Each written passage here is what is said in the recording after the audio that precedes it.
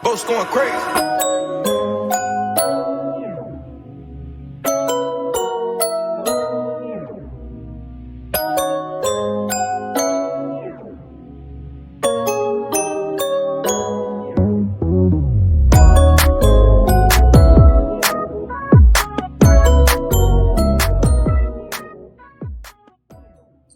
Assalamualaikum warahmatullahi wabarakatuh. Halo semuanya, kembali lagi bersama saya Afiliani Arafa dengan NIM 210104020 dari Prodi Pendidikan Biologi Universitas Nusa Cendana. Pada konten kali ini saya akan membawakan submateri dari mata kuliah evaluasi pembelajaran dan hasil belajar.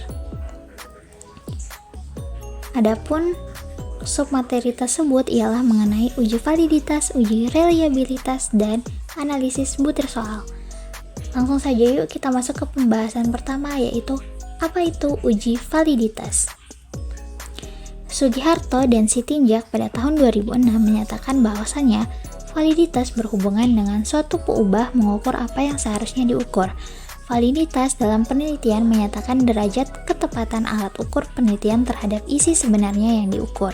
Simpelnya, uji validitas adalah uji yang digunakan untuk menunjukkan sejauh mana alat ukur yang digunakan dalam suatu kegiatan mengukur terhadap apa yang diukur. Adapun beberapa validitas atau uji validitas yang harus diperhatikan ialah mengenai validitas isi, validitas konstruk, dan validitas kriteria. Mari kita bahas. Yang pertama ialah validitas isi. Validitas konten atau validitas isi merupakan validitas yang berfokus untuk memberikan bukti pada elemen-elemen yang ada pada alat ukur dan diproses dengan analisis rasional. Validitas konten dinilai oleh ahli atau yang biasa dikenal dengan validator ahli materi. Saat alat ukur diuraikan dengan detail, maka penilaian akan semakin mudah dilakukan.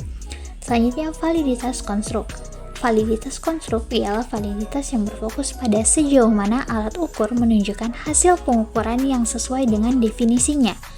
Definisi variabel harus jelas agar penilaian validitas konstruk menjadi mudah. Definisi tersebut diturunkan dari teori para ahli sebelumnya. Selanjutnya ialah validitas kriteria. Validitas kriteria adalah validitas yang berfokus pada kegiatan membandingkan instrumen yang telah dikembangkan dengan instrumen lain yang dianggap sebanding dengan apa yang akan dinilai oleh instrumen yang telah dikembangkan. Instrumen lain ini disebut sebagai kriteria.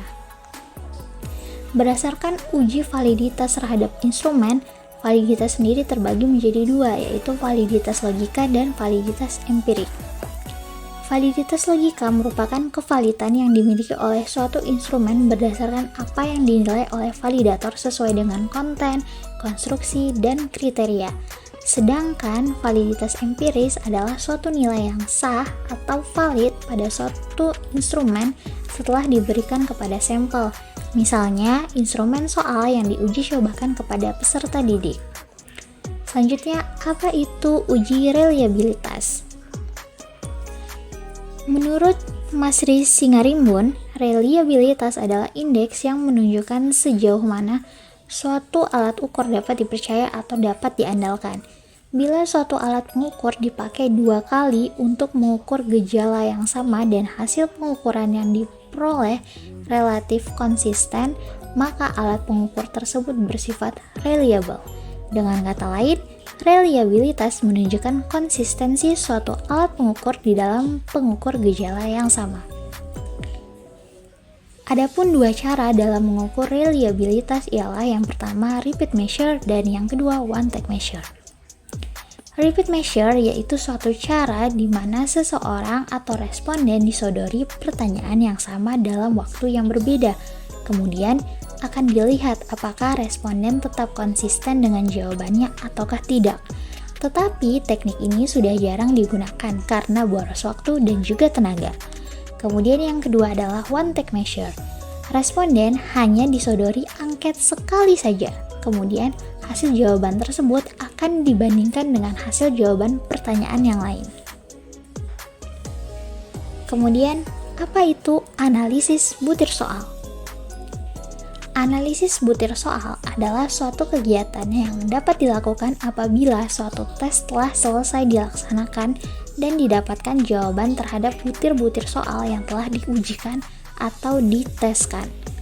Identifikasi terhadap setiap butir item soal harus dilakukan untuk penyempurnaan kembali terhadap butir-butir soal yang dibuat oleh guru, sehingga akan tersusun soal yang memiliki fungsi sebagai alat pengukur hasil belajar dengan kualitas yang tinggi.